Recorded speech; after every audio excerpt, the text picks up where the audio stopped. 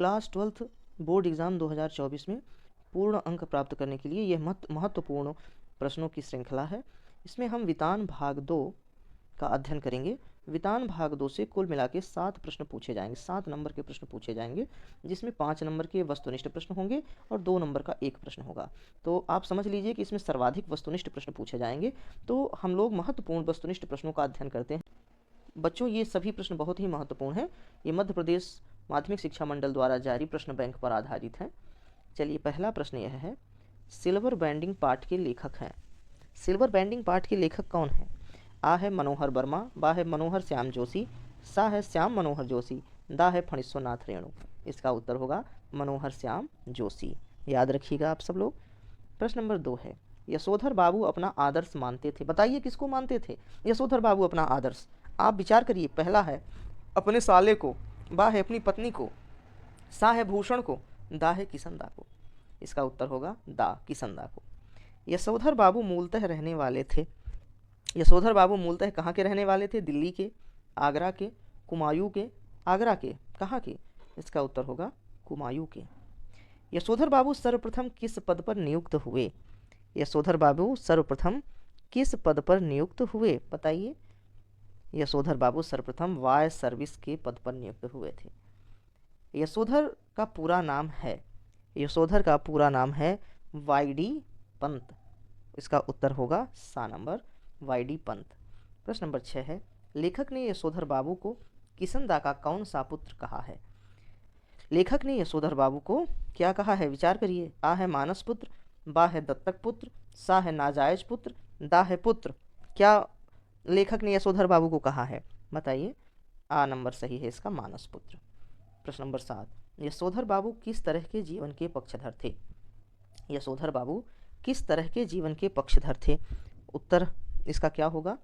बनावटी, धार्मिक, मौज मस्ती, सादगीपूर्ण। इसका उत्तर होगा सादगीपूर्ण। यशोधर बाबू के विवाह की वर्षगांठ थी कौन? उनके विवाह की कौन सी वर्षगांठ थी? इसका विकल्प है आ 20वीं, बा है 25वीं, सा है 30वीं, दा है 40वीं। इसका उत्तर होगा बा, 25वीं। प्रश्न नंबर 9 है, यशोधर बाबू अपनी पत्नी तथा बच्चों से चाहते थे। क्या चाहते थे यशोधर बाबू अपनी पत्नी और बच्चों से? आ है पैसा, बा है सम्मान, सा है परंपराओं का पालन, दा है मुक्ति। वो सम्मान चाहते थे बच्चों। फिर प्रश्न नंबर दा है, मराठी भाषा में लिखी जूझ कहानी का हिंदी अनुवाद किया। ये बहुत महत्वपूर्ण है, ये अर्धवार्षिक परीक्षा में भी पूछा गया था। ये प्रश्न बैंक के सारे प्रश्न ही बहुत महत्वपूर्ण हैं, क्योंकि इसी से ही प्रश्न बैंक से ही परीक्षाओं में प्रश्न सम्मिलित किए जाते हैं। प्रश्न नंबर दा है, मराठी भाषा में लिखी जूझ कहानी का हिंदी अनुवाद किया किसने किया? श्याम मनोहर जोशी ने, ओम थानवी ने, केशव प्रथमवीर ने, एन फ्रैंक ने। इसका उत्तर होगा सा नंबर, केशव प्रथमवीर। आनंद की मराठी अध्यापक का नाम था, प्रश्न नंबर 11, आनंद के मराठी अध्यापक का नाम था। बताइए, आनंद के मराठी अध्यापक का नाम क्या था? रणनवरे, वामन पंडित, नावा सौंदलगेकर, दत्ताजी राव। इसका उत्तर होगा नावा सौंदलगेकर। प्रश्न नंबर 11 की ओर चलते हैं। प्रश्न नंबर 12, कहानी का शीर्षक जूझ का अर्थ है। कहानी का शीर्षक जूझ, इसका अर्थ क्या होगा? बताइए आप लोग। इसका अर्थ होगा संघर्ष। जूझ रचना किस भाषा में लिखी गई है? जूझ रचना किस भाषा में लिखी गई है बच्चों? मराठी में। लेखक पढ़ना क्यों चाहता है? यह प्रश्न बहुत महत्वपूर्ण है, यह परीक्षा में आ चुका है। प्रश्न नंबर 14 है, लेखक पढ़ना क्यों चाहता है? उसने पढ़ना क्यों चाहा? लेखक पढ़ना क्यों चाहता है? आ है ज्ञान के लिए, बा है नौकरी के लिए, सा है विद्वान बनने के लिए, दा है कवि बनने के लिए। इसका उत्तर होगा बच्चों बा, नौकरी के लिए। जूझ कहानी के लेखक की किस प्रवृत्ति का उद्घाटन हुआ? जूझ कहानी से लेखक की किस प्रवृत्ति का उद्घाटन हुआ? प्रश्न नंबर 15, संघर्षमयी प्रवृत्ति। इसका उत्तर होगा संघर्षमयी प्रवृत्ति। अतीत के दबे पांव पाठ के आधार पर कोठार किसके काम आता होगा? जो मोहनजोदड़ो में कोठार पाए गए थे, उसका क्या अनुमान लगाया गया कि यह किस काम के लिए इसका प्रयोग किया जाता रहा होगा? इसका उत्तर देना है हमें। आ है सुरक्षा के लिए, बा है धन जमा करने के लिए, सा है अनाज जमा करने के लिए और दा है पानी जमा करने के लिए। इसका उत्तर होगा अनाज जमा करने के लिए। फिर अब हम लोग आगे चलते हैं। प्रश्न नंबर 17 है, मोहनजोदड़ो हड़प्पा से प्राप्त नर्तकी की मूर्ति किस संग्रहालय में रखी गई है? इसमें आ है इस्लामाबाद संग्रहालय, बा है लाहौर संग्रहालय, सा है दिल्ली संग्रहालय, दा है लंदन संग्रहालय। जो मोहनजोदड़ो से नर्तकी की अत्यंत प्राचीन काल की मूर्ति प्राप्त हुई है वह दिल्ली संग्रहालय में सुरक्षित रखी गई है। अब आगे है प्रश्न नंबर 18। मोहनजोदड़ो के घर में टहलते हुए लेखक ओम थानवी को याद आई। किसकी याद आई? कुलधरा गांव की, नागौर गांव की, भीनासार गांव की, धौलपुर गांव की। इसका उत्तर होगा कुलधरा गांव की। अब हम प्रश्न नंबर 19। सिंधु सभ्यता की क्या विशेषता है? आ है सौंदर्य बोध, बा है संस्कृत बोध, सा है सभ्यता बोध, दा है नागर बोध। इसका उत्तर होगा सौंदर्य बोध। मोहनजोदड़ो अपने समय में किसका केंद्र रहा होगा? मोहनजोदड़ो के विषय में क्या अनुमान लगाया जाता है? प्रश्न नंबर 20 है। यह किसका केंद्र रहा? आ है सभ्यता का, बा है राजनीति का, सा व्यापार का, दा धर्म का। यह वास्तव में सभ्यता का केंद्र रहा। सिंधु सभ्यता के सौंदर्य बोध को क्या नाम दिया गया है? सिंधु सभ्यता के सौंदर्य बोध को क्या नाम दिया गया है? प्रश्न नंबर 21 है। राजपोषित, समाज पोषित, धर्म पोषित और व्यापार पोषित। इसका उत्तर क्या होगा? आप लोग विचार कीजिए। सिंधु सभ्यता के सौंदर्य बोध को क्या नाम दिया गया? इसका उत्तर होगा समाज पोषित। प्रश्न नंबर 22 है। सिंधु घाटी सभ्यता में कपास उगाए जाते थे, इसका क्या प्रमाण है? इसका क्या प्रमाण वहाँ प्राप्त हुआ है? आपने पढ़ा होगा इस पाठ को, तो आपने देखा होगा कि इसमें क्या प्रमाण प्राप्त हुए थे। और उत्तर है इसका सूती कपड़ा। सूती कपड़ा वहाँ से प्राप्त हुआ है जो अभी भी सुरक्षित है। लेखक के अनुसार मोहनजोदड़ो का नगर कितने हजार साल पूर्व का है? मोहनजोदड़ो का जो नगर है वह कितने हजार साल पूर्व का है? इसका अनुमान है लगभग 5000 साल पहले का। प्रश्न नंबर 24 है। राखाल दास बनर्जी मोहनजोदड़ो पर किस वर्ष आए थे? ये बहुत महत्वपूर्ण है बच्चों, इसको याद रख लीजिएगा। राखाल दास बनर्जी मोहनजोदड़ो किस वर्ष आए थे? सन 1922 में। इसका उत्तर होगा सन 1922 में। ये सभी महत्वपूर्ण वस्तुनिष्ठ प्रश्न हुए बच्चों, इनको आपको ध्यान से देखना और पढ़ना है क्योंकि इन्हीं से बोर्ड की परीक्षाओं में प्रश्न पूछे जाएंगे। चलिए अब हम महत्वपूर्ण रिक्त स्थानों को देखते हैं जो बोर्ड में पूछे जाने की संभावना में है। पहला है, आप लोगों की देखा देखी सेक्शन की घड़ी भी हो गई है। क्या हो गई है? सुस्त हो गई है। सिल्वर बैंडिंग के कथानायक को आदर्श मानते थे। किसको आदर्श मानते थे? किसनदा को। मनोहर श्याम जोशी का जन्म हुआ था। कब हुआ था बच्चों? मनोहर श्याम जोशी का जन्म 9 अगस्त सन 1933 को हुआ था। कहाँ हुआ था? अजमेर में।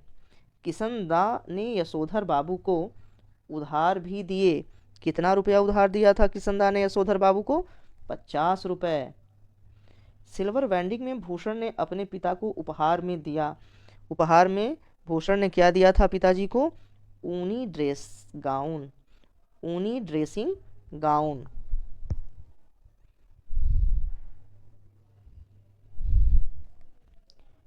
अब हम लोग आगे चलते हैं। प्रश्न नंबर 6। सिल्वर बैंडिंग कहानी के प्रमुख पात्र यशोधर पंत की शादी के 25वीं सालगिरह का वर्णन है। यहाँ क्या होगा? 25वीं सालगिरह। यशोधर बाबू ने दफ्तर से लौटते हुए रोज जाने की रीति अपनाई। कहाँ जाते थे वो? बिरला मंदिर या साईं मंदिर? उत्तर होगा बिरला मंदिर। यशोधर बाबू मूल रूप से के रहने वाले थे। कहाँ के? गोरखपुर के या कुमाऊं के? उत्तर होगा कुमाऊं के।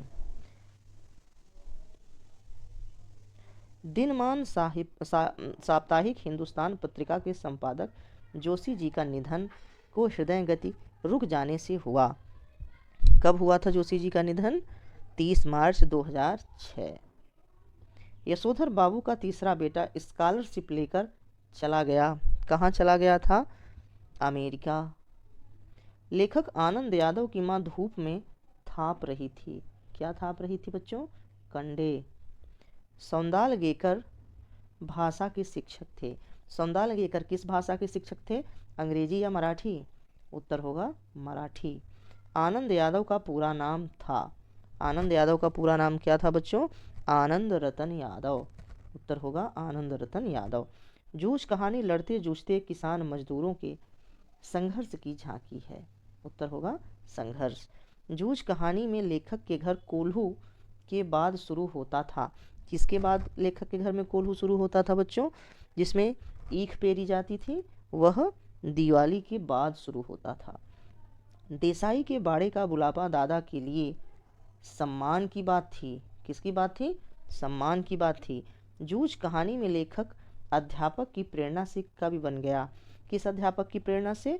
सौंदालगीकर। इसको याद रखिएगा, बहुत महत्वपूर्ण है, क्योंकि कई प्रश्न आनंद यादव के शिक्षक सौंदालगीकर से संबंधित पूछे गए हैं। जूझ गद्य की विधा के अंतर्गत आती है। किस गद्य विधा में जूझ लिखा गया है? कहानी गद्य विधा में।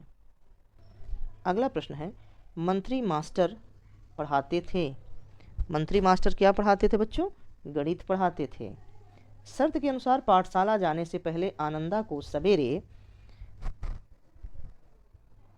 11 बजे तक, कितने बजे तक? 11 बजे तक खेत में काम करना होता था। प्रश्न नंबर 21 है, कहानी जूझ एक की झांकी है। किसकी झांकी है? एक ग्रामीण किसान की शिक्षा प्राप्ति के लिए लालायित पुत्र के संघर्ष की कहानी।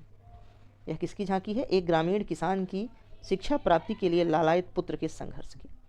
आनंदा के कक्षाध्यापक का नाम था। आनंदा के कक्षाध्यापक का नाम क्या था बच्चों? मंत्री। मोहनजोदड़ो में 25 फुट ऊंचे चबूतरे पर है एक बौद्ध स्तूप। मोहनजोदड़ो में लगभग कुएं थे। कितने कुएं थे बच्चों मोहनजोदड़ो में? मोहनजोदड़ो में 700 के करीब कुएं थे। ओम थानवी ने राजस्थान के जयपुर से निकलने वाले पत्रिका समूह के साप्ताहिक पत्र से अपने पत्रकार जीवन की शुरुआत की। उन्होंने किस साप्ताहिक पत्र से अपने पत्रकार जीवन की शुरुआत की थी? बताइए। उस पत्र का नाम था इतवारी। प्रश्न नंबर 26 है, मोहनजोदड़ो के वास्तुकला की तुलना नगर के साथ की गई है। किस नगर के साथ की गई है? चंडीगढ़। ये सभी महत्वपूर्ण प्रश्न हैं बच्चों, इन सबका आप अध्ययन कर लीजिएगा। इनको परीक्षा में आने का प्रबल संभावनाएं हैं।